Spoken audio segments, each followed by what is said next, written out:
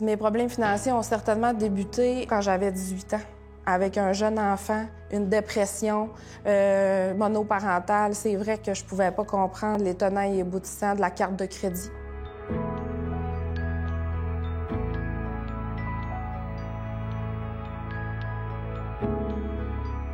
J'ai dû faire faillite à un certain moment parce que ça a été un choix, mais un choix imposé. J'ai pas abandonné. Ça a pris 10 ans à ce que je finisse par faire mes études universitaires.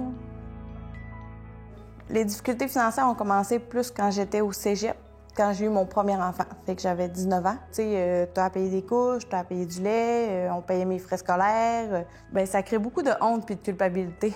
Puis tu te dis, si tu réussis pas financièrement, c'est sûrement parce que toi, t'es pas capable, fait que tu le prends personnel.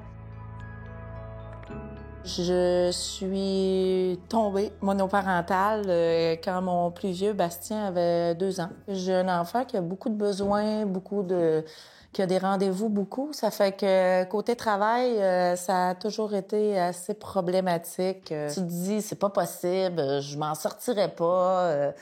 J'y arrive pas, mais l'enfant, lui, ce qu'il fait, c'est qu'il te donne un focus. Tu peux pas abandonner. T'as un enfant qui dépend de toi, que t'aimes, que t'as le goût d'aider, que t'as le goût de supporter. En parler, je pense que c'est la première chose à faire. Il y en a des solutions, puis il faut oser demander, même si ça peut être humiliant.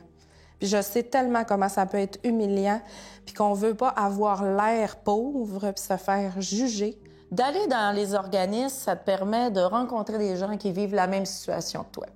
Et à partir de là, il y a beaucoup de solutions qui vont apparaître. Autant, des fois, on faisait des bouffes collectives, puis on emmenait notre linge qui nous faisait plus. Fait qu'on faisait des échanges de vêtements. Je suis vraiment allée vers des petits trucs simples, se faire un jardin. Travailler avec les enfants pour qu'ils fassent pousser les choses. Dans plusieurs écoles, il y a des facilités vraiment pour les parents, soit en termes de payer en plusieurs versements, soit les fondations qui peuvent payer complètement du parascolaire, par exemple, ou les frais de scolarité de l'année. Soyez à l'aise de demander de l'aide à l'école. Puis souvent, ils vont vous référer si eux autres ne sont pas capables de le faire. Heureusement, ma grande de 16 ans aime magasiner dans les friperies. Ça rejoint aussi ses valeurs beaucoup. J'ai transmis ça parce que j'ai cette valeur-là également au niveau de l'environnemental, là, de la chose, mais aussi de l'économie. Pourquoi payer plus cher alors qu'il y en a à disponibilité moins chère? On l'a vraiment rendu positif avec les enfants, là. Nous autres, on est une grande famille, fait que mon gars, il en avait des bébés en masse, là. Même si nous, on y en donnait pas. Fait que à chaque année, quand même, on faisait comme... Il y a des enfants qui n'ont pas beaucoup de sous, on va donner des jouets. Bastien me disait cette semaine qu'il